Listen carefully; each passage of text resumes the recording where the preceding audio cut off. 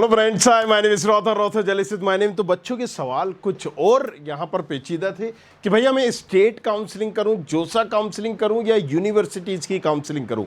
और बहुत सारी काउंसलिंग हो रही है। जेडब्ल्यू का एग्ज़ाम तो मैंने दे दिया, अब मेरे पास ऑप्शंस में क्या बेटर होगा, क्या करना चाहिए, क्या नहीं करना चाहिए। तो देखो यहाँ पर थोड़ा सा एक कंक्लूजन में निकाल के लाया हूँ और आपका मिथ क्लियर करता हूँ यहाँ पर कि जैसे भी जितने भी ऐसे बच्चे हैं जिनको ये कन्फ्यूज़न है कि भाई रिजल्ट आने के बाद अब मैं जोसा करूँ तो किस रैंक वाले को क्या करना चाहिए, राइट।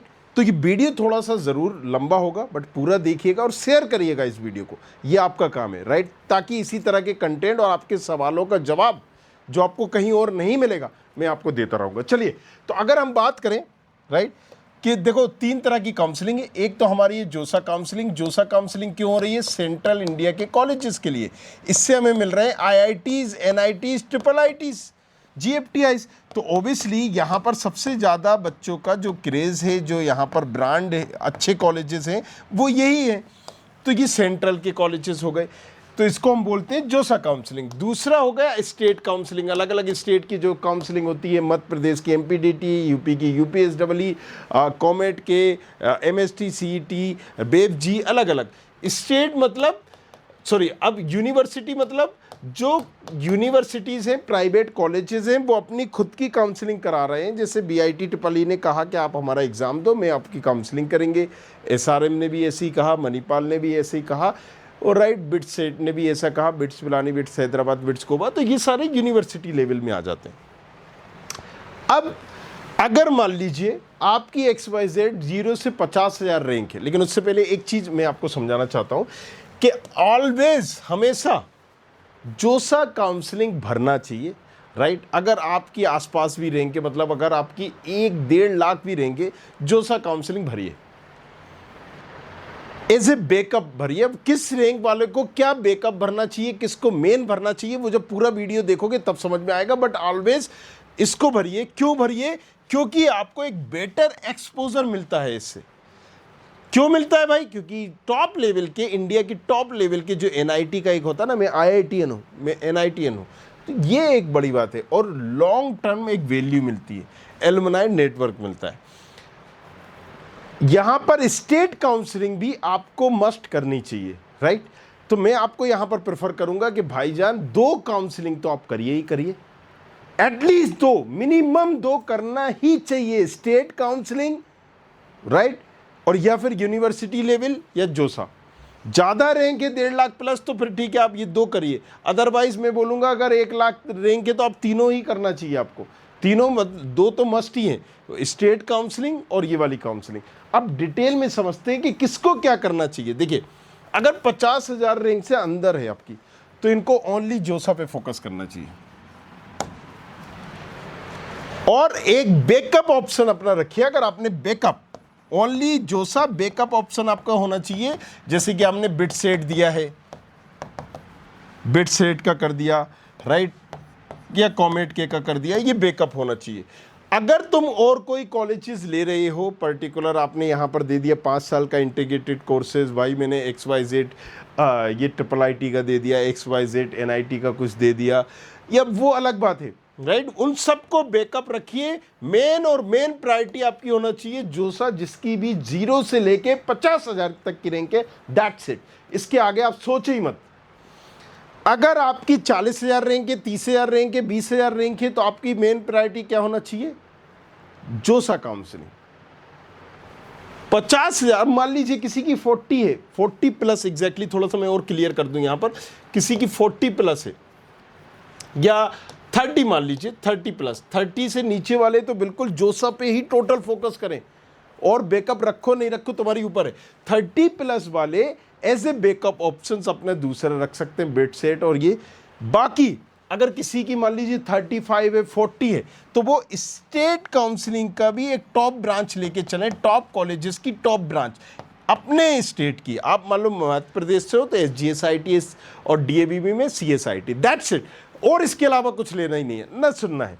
या फिर अगर आप ये यूपी से हो तो IIT के NIT की, दैट्स इट, राइट। ये बैकअप होना चाहिए बट मेन नहीं होना चाहिए। मेन आपका ये होना चाहिए।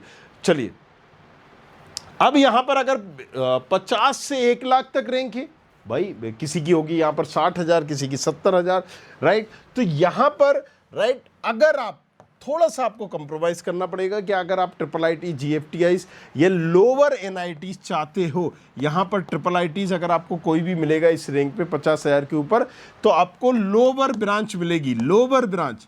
GFTIs में अच्छी ब्रांच मिलेगी, बट कॉलेजेस GFTIs के इतने अच्छे नहीं होते हैं, मेक श्योर दिस थिंग।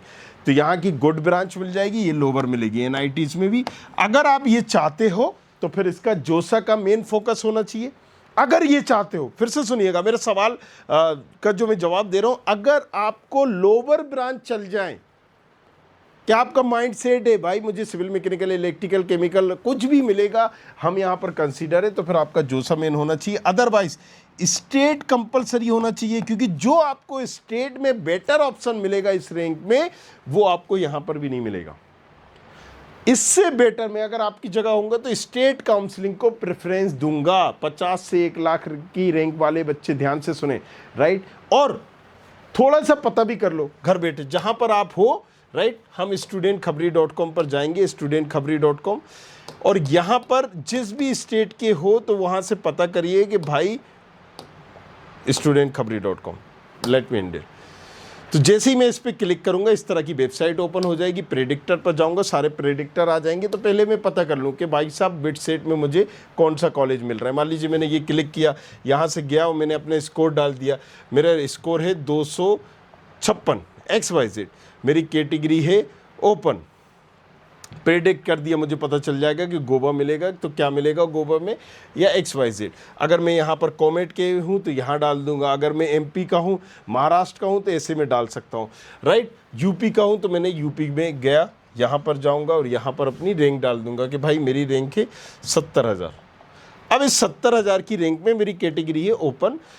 आपकी जो कैटेगरी वो आप डालिए। अब मुझे क्या मिल जाएगा, तो IIT KNIT में यहाँ पर कंप्यूटर साइंस मुझे मिल रही है, नहीं मिल रही है, तो वो हम यहाँ पर देख सकते हैं। सब में दिया VIIT में, मतलब यहाँ पर IIT आपको पर्टिकुलर कंप्यूटर साइंस की फर्स्ट राउंड का पर्टिकुलर मिल रहा है या नहीं मिल रहा है, ये यहाँ पर क्लियरली मेंशन है। वो मिलेगा तो कौन सी आर्टिफिशियल इंटेलिजेंस या मशीन लर्निंग, राइट, KNIT का क्या मिलेगा वो क्लियर यहाँ पर हो जाएगा। तो ये थोड़ा सा इसको डार्क करता हूँ, अब समझ में आएगा आपको, है ना। ये देखिए इसी तरीके से मैं यहाँ पर अगर MP का हूँ तो मैं MP का डाल के देख लूँगा। यहाँ पर MP जाऊँगा, गो टू प्रेडिक्टर जाऊँगा, मैं अपनी रैंक डालूँगा, जो भी मेरी रैंक है, मेरी है 82,000 मान लीजिए, राइट। यहाँ पर अपनी रैंक डालूँगा और प्रेडिक्ट कर दूँगा, ठीक है। तो DABB में क्या मिलेगा, HGS ITS में क्या मिलेगा। अब 80,000 में जाहिर सी बात है CS IT नहीं मिलेगी दोनों कॉलेजेस में। तो पहले पता करिए और देन मेक ए कंक्लूजन। तो अगेन टॉपिक पे वापस आते हैं कि भाई अगर लोअर ब्रांच चाहिए तो फिर आपका जोसा मेन होना चाहिए, फर्स्ट प्राइमरी होना चाहिए जोसा, सेकेंडरी होना चाहिए स्टेट। अदरवाइज अगर लोअर ब्रांच नहीं चलेगी तो टोटल फोकस होना चाहिए स्टेट काउंसलिंग का इस रैंक वाले बच्चों का, राइट। 1 से 2 लाख रैंक है जिसकी, उनका क्या होगा, गुड स्टेट गवर्नमेंट कॉलेजेस। अगर आपकी इस रैंक पर आपको अच्छे जो गवर्नमेंट कॉलेजेस हैं वो मिल जाएंगे इस रैंक पर, बट ब्रांच थोड़ी सी पर्टिकुलर है, राइट। इसके साथ साथ आप अदर स्टेट की भी काउंसलिंग करें। 1 से 2 लाख तक की रैंक वाले बच्चे अब जोसा को थोड़ा सा भूल जाएं, ये सी सेप राउंड करो इसको। जोसा नहीं करेंगे, सी सेप करें। कौन सी करेंगे, सी सेप।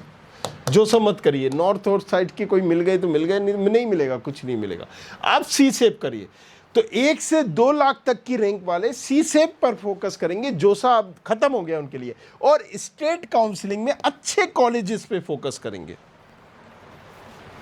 राइट। ये अच्छी ब्रांच पर फोकस करेंगे, अच्छे कॉलेजेस की अच्छी ब्रांच पर फोकस करेंगे, ये हो सकता है। तो अब इनका जोसा खत्म हो गया। अगर आप जोसा भर रहे हो आप जानो, राइट। मैंने आपको बता दिया कोई सेंस नहीं है, सी सेप भरिए और यहां पर स्टेट काउंसलिंग करिए। तो आपका प्राइमरी होना चाहिए सी सेप काउंसलिंग, सॉरी प्राइमरी होना चाहिए स्टेट काउंसलिंग, सी सेप तो आप भर दो, और सेकेंडरी होना चाहिए दूसरी स्टेट की काउंसलिंग। मतलब इसमें प्राइमरी भी स्टेट काउंसलिंग, सेकेंडरी भी स्टेट काउंसलिंग। इसका मतलब क्या है कि जैसे मैं मध्य प्रदेश से हूं तो मैंने मध्य प्रदेश का MPDT काउंसलिंग भरा, और UPSEE काउंसलिंग भी भर दिया मैंने कि भाई मुझे GL बजाज या XYZ, तो एटलीस्ट 2 स्टेट की काउंसलिंग जरूर करिए, राइट, ये वाली रैंक वाले बच्चे।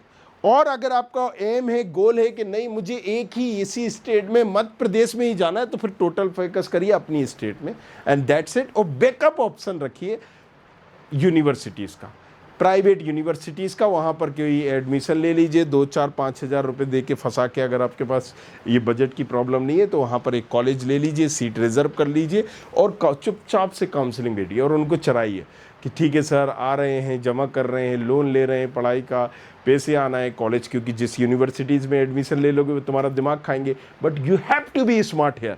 और आपको यहाँ पर एक बच्चा यहाँ पर 4-4, 5-5 काउंसलिंग कर सकता है, तो तुम्हें यहाँ पर मोहरा बनना है या बनाना है, ये तुम्हारे ऊपर डिपेंड करता है।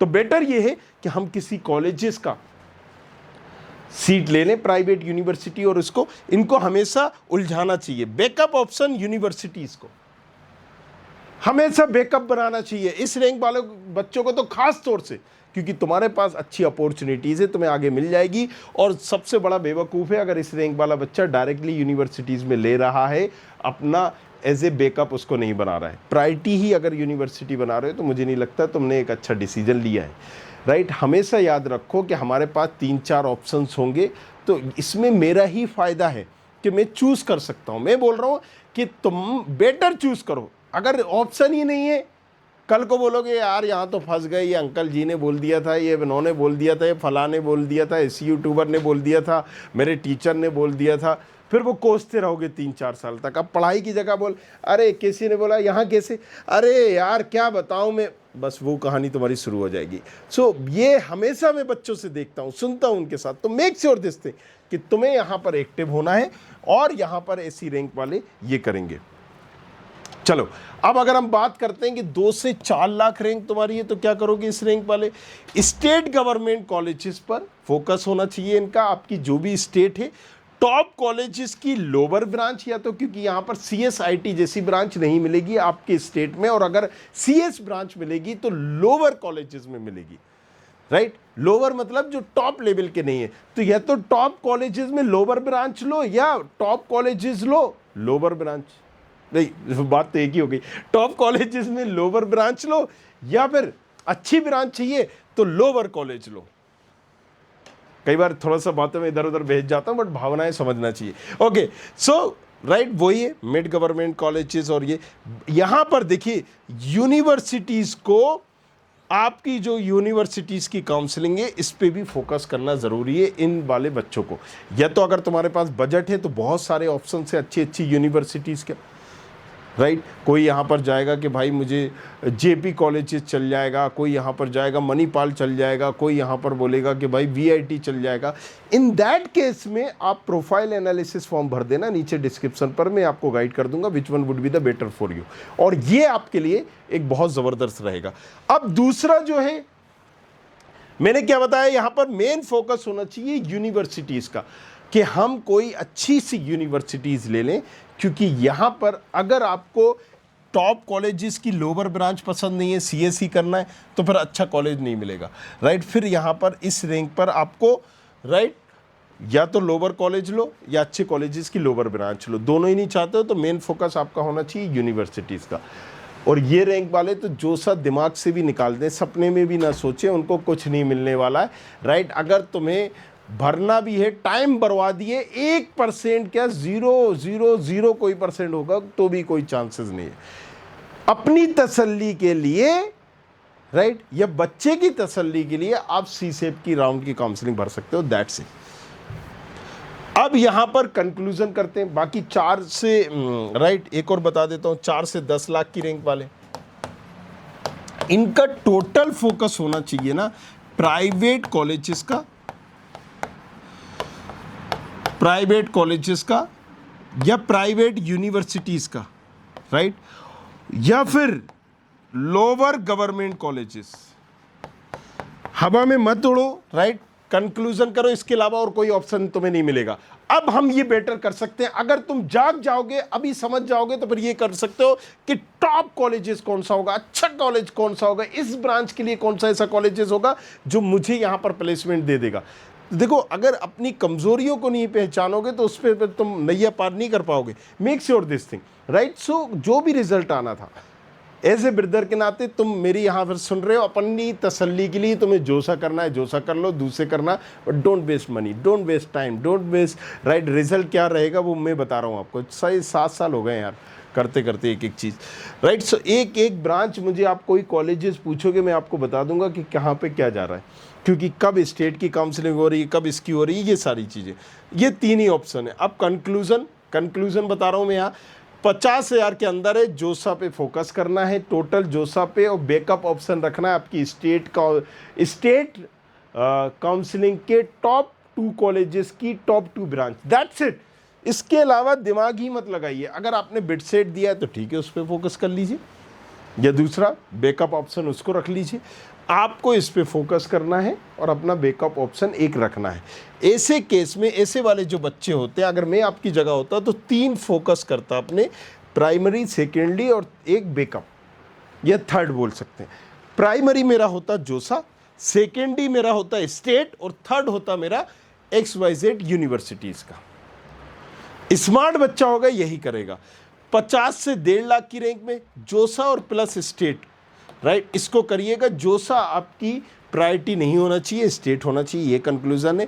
1.5 से 4 लाख मेन आपका स्टेट काउंसलिंग होनी चाहिए, मेन आपका फोकस स्टेट काउंसलिंग होना चाहिए, बैकअप ऑप्शन होना चाहिए प्राइवेट यूनिवर्सिटीज़ का।